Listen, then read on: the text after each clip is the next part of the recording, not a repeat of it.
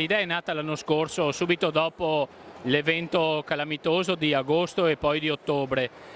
In quel momento amministrazione comunale e associazioni del comune si sono chieste: interveniamo subito o aspettiamo un po' di tempo?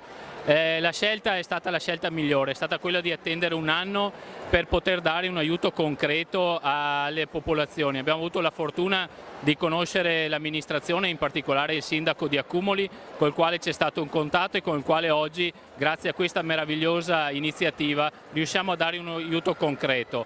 In un momento in cui, dopo la botta tremenda del sisma, si possono valutare i bisogni e si può intervenire per le priorità.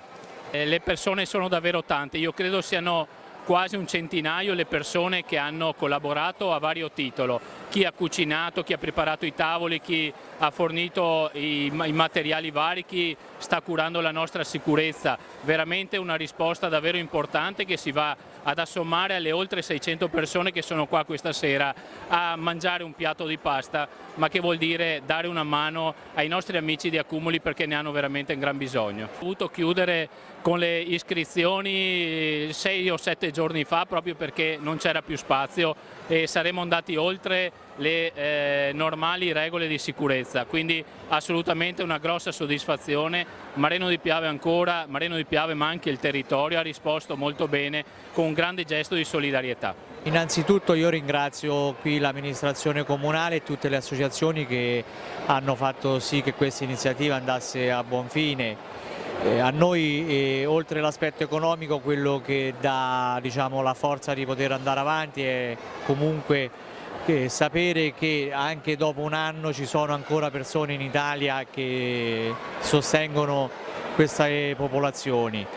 Sicuramente i soldi li gestirà il Comune in prima persona e saranno devoluti a infrastrutture e attrazioni che potranno comunque trattenere i giovani in questi territori.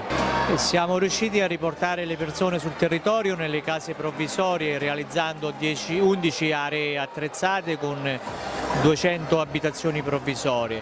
Adesso la parte più delicata è quella di ricostruire il tessuto socio-economico, altrimenti si rischia di far dislocare queste persone altrove nel medio e breve termine. Sarà una sfida perché comunque dobbiamo ricreare i posti di lavoro, far ripartire le attività economiche e ridare un po' di respiro anche a quegli spazi sociali che oggi non ci sono più.